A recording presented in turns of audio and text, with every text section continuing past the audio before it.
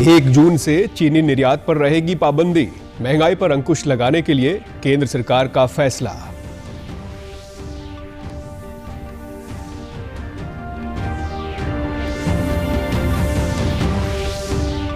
मुख्यमंत्री ने केंद्रीय श्रम एवं रोजगार मंत्री भूपेंद्र यादव के साथ बैठक की। कहा, श्रमिकों को चिकित्सा सुविधाओं के लाभ देने की दिशा में ईएसआई अस्पताल सेवाओं का किया जा रहा है विस्तार।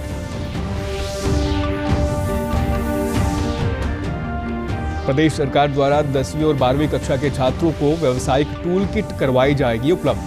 टूल किट से विद्यार्थी कौशल अधिगम में होंगे निपुण।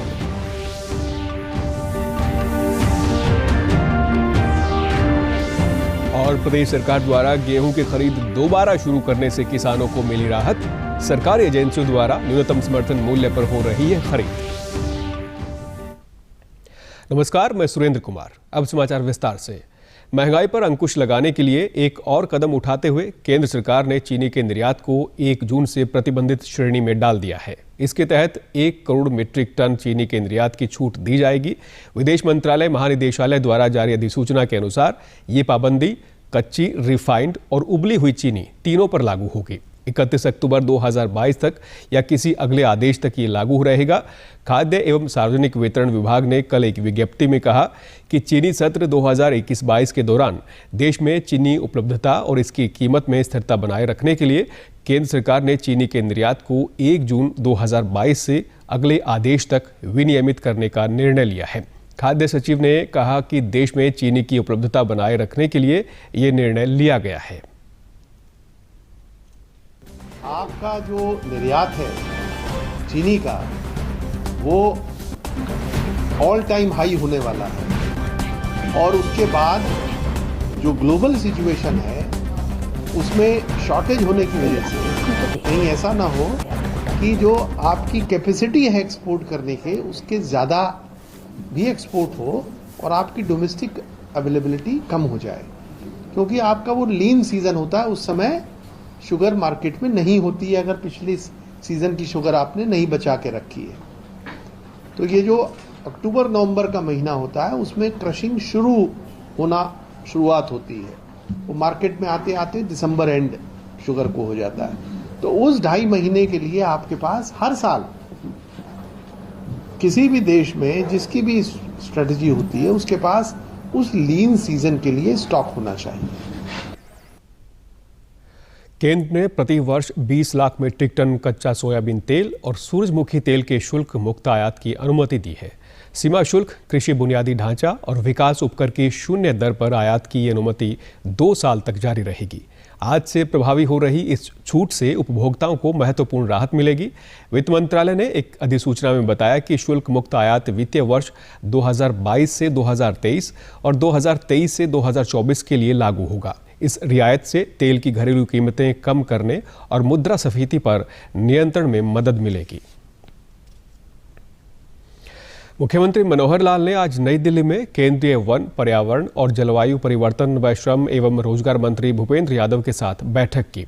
बैठक के बाद मुख्यमंत्री ने बताया कि प्रदेश के श्रमिकों को नागरिक अस्पतालों की स्वास्थ्य सुविधाएं उपलब्ध करवाए जाने की दिशा में स्वास्थ्य विभाग और कर्मचारी राज्य बीमा निगम के मध्य समझौता होगा। उन्होंने बताया कि श्रमिकों को पर्याप्त चिकित्सा सेवा सुविधाओं के लाभ देने की दिशा में ईएसआई अस्पताल सेवाओं का विस्तार किया जा रहा है। हॉस्पिटल्स हैं हमारे और ईएसआई की जो डिस्पेंसरीज हैं वो बहुत जगह पर हमने बनाने की जो पहले से विचार किया हुआ है, उसकी प्रगति क्या क्या है। उसके अंदर कुछ डिस्पेंसरीज का विषय था। 12 तो डिस्पेंसरीज हैं, 5 जो 100 बेडेड हॉस्पिटल्स हैं और 500 बेडेड हॉस्पिटल गुरुग्राम का है और इसी प्रकार से नर्सिंग कॉलेज का विषय है। तो ऐसे बहुत विस्तार से उन सब बातों पर डिपार्टमेंट्स ने जो काम किए हुए हैं उस पर विचार किया और बहुत जल्दी उनके सबके परिणाम निकलेंगे ताकि हमारे जो श्रमिक हैं उन श्रमिकों को स्वास्थ्य सेवाओं का लाभ मिल सके। उसके अंदर ये भी हम करने जा रहे हैं कि जो ईएसआई के साथ हमारे जो हरियाणा सरकार के हमारे जो देखभाल करने वाला विभाग है वो सब मिलकर के एमओयू करेंगे ताकि हमारे सरकारी हॉस्पिटल्स और ईएसआई हॉस्पिटल्स उन दोनों का कोई तालमेल बैठे। श्रमिक जो है वो सरकारी अस्पतालों में और आम नागरिक जो है ईएसआई अस्पताल में वहां जाकर अपने इलाज करा सके। इस नाते से हमने ये विचार किया है। मुख्यमंत्री ने बताया कि बैठक में अरावली सफारी पार्क को विश्व स्तरीय पहचान व प्रारूप दिए जाने के विषय में चर्चा हुई। अरावली सफारी परियोजना की स्थापना के लिए स्थान व भूमि को चिन्हित किया जा चुका है और इसकी रूपरेखा तैयार करने के लिए कई कंपनियों को आमंत्रित किया गया है। गुरुग्राम जिले में बहुत बड़ा सफारी का एक केंद्र, लगभग 10,000 एकड़ एरिया में हम लोगों ने कंसीव किया है। वो एक एक कदम आगे बढ़ रहे हैं। उसकी सारी बाउंड्री जो है उस जगह की वो हमने ईयरमार्क कर ली है। अब कुछ कंपनीज को भी हमने हायर किया है जो अच्छे डिजाइन बना करके और एक अच्छा वर्ल्ड वाइड फेमस, जिसको कह सकते हैं कि एक सफारी का एक केंद्र वहाँ पर बने, ये भी हमने विचार किया है और इसके आधार पर धीरे आगे बढ़ेंगे तो हरियाणा एक टूरिस्ट का हब भी बने, ऐसा विचार भी अब कर रहे हैं। शिक्षा मंत्री कंवरपाल गुर्जर ने चंडीगढ़ में कहा कि प्रदेश सरकार द्वारा 10वीं और 12वीं कक्षा के 50,000 छात्रों को व्यावसायिक टूल किट मुहैया करवाई जाएगी। शिक्षा मंत्री ने कहा कि 27 मई को प्रदेश के 900 स्कूलों में ये टूल किट वितरित की जाएगी। इस पूरे कार्यक्रम को लेकर विभाग की ओर से विद्यालयों के प्रधानाचार्य और जिला स्तर के शिक्षा अधिकारियों की ड्यूटी लगाई गई है। उन्होंने कहा कि इस टूल किट से छात्रों को कौशल अधिगम में निपुण बनाया जाएगा ताकि वे आत्मनिर्भर हो सकें।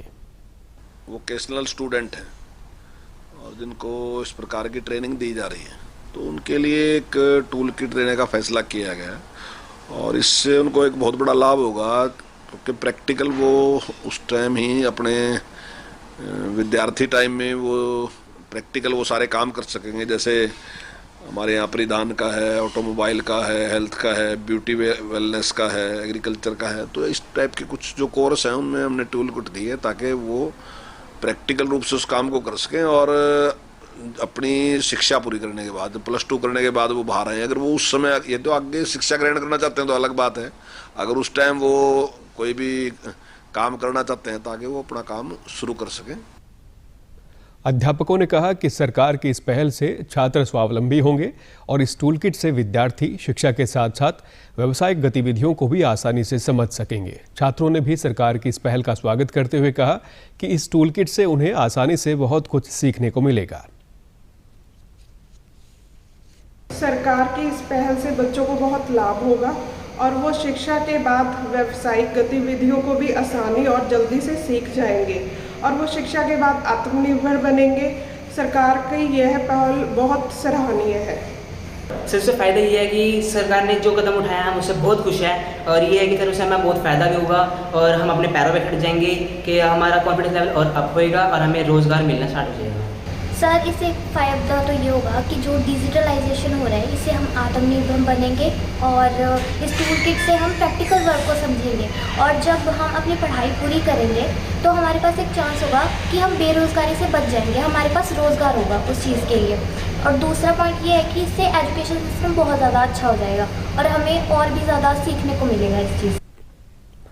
हिसार के गांव शहाड़वा में किसान जयपाल के शव को भी आज सेना और एनडीआरएफ के जवानों द्वारा कड़ी मशक्कत के बाद निकाल लिया गया।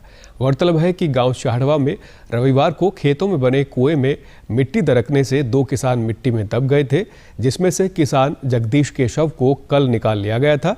हरियाणा विधानसभा के डिप्टी स्पीकर रणबीर गंगवा ने इस दुर्भाग्यपूर्ण घटना पर गहन शोक व्यक्त किया है।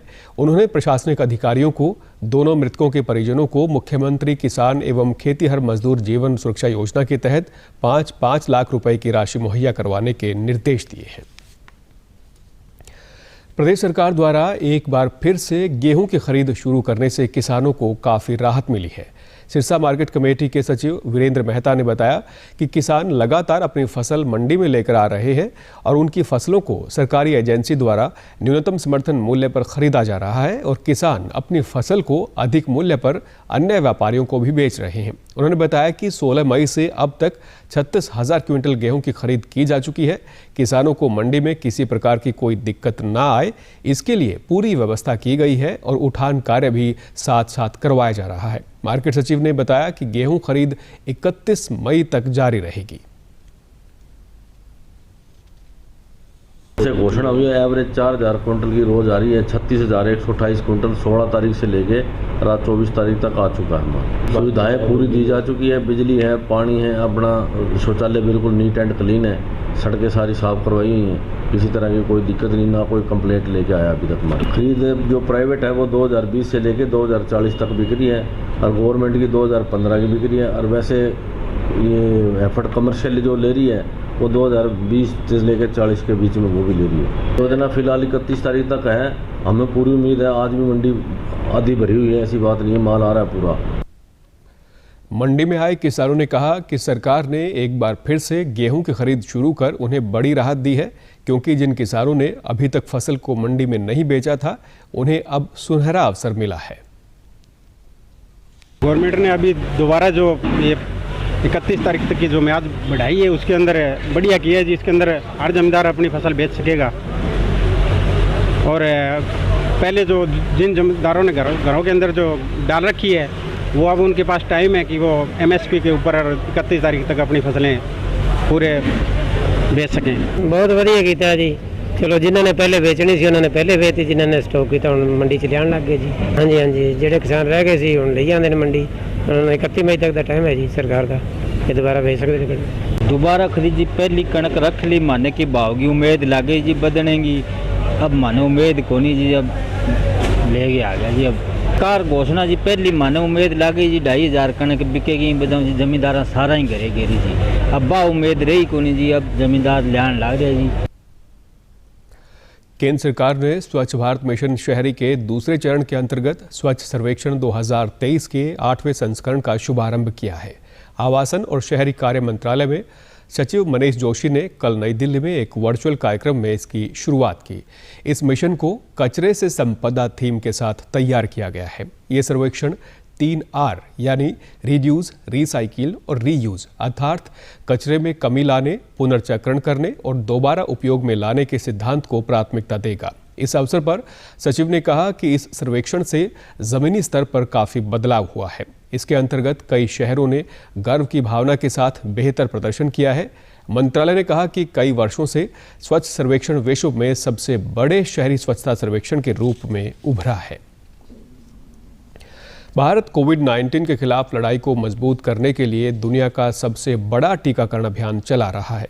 केंद्रीय स्वास्थ्य और परिवार कल्याण मंत्रालय के मुताबिक राष्ट्रव्यापी टीकाकरण अभियान के तहत देश में अब तक कोविड रोधी टीकों की 192 करोड़ 67 लाख से अधिक खुराक दी जा चुकी है। देश में पिछले 24 घंटों में 2100 से अधिक नए मामले दर्ज किए गए हैं और 1900 से अधिक मरीज स्वस्थ हुए हैं। इससे कोरोना संक्रमण से स्वस्थ होने की दर 98.75% हो गई है। प्रदेश में अब तक कोरोना रोधी टीके की 4 करोड़ 33 लाख से अधिक खुराक दी जा चुकी है। प्रदेश में कोविड से 9,89,000 से अधिक लोग स्वस्थ हो चुके हैं, जबकि 1039 मामले सक्रिय हैं।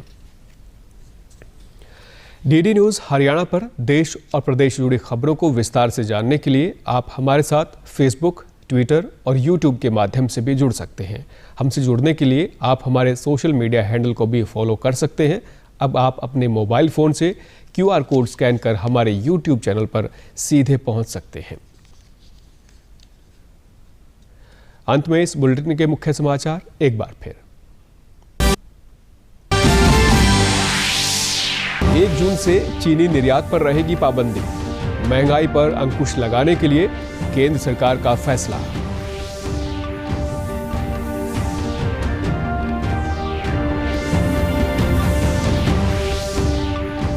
मुख्यमंत्री ने केंद्रीय श्रम एवं रोजगार मंत्री भूपेंद्र यादव के साथ बैठक की। कहा, श्रमिकों को चिकित्सा सुविधाओं के लाभ देने की दिशा में ESI अस्पताल सेवाओं का किया जा रहा है विस्तार। प्रदेश सरकार द्वारा 10वीं और 12वीं कक्षा के छात्रों को व्यावसायिक टूल किट करवाई जाएगी उपलब्ध। टूल किट से विद्यार्थी कौशल अधिगम में होंगे निपुण।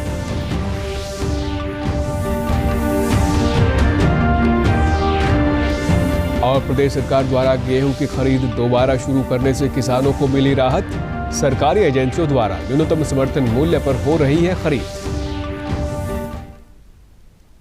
समाचारों में आज इतना ही। नमस्कार।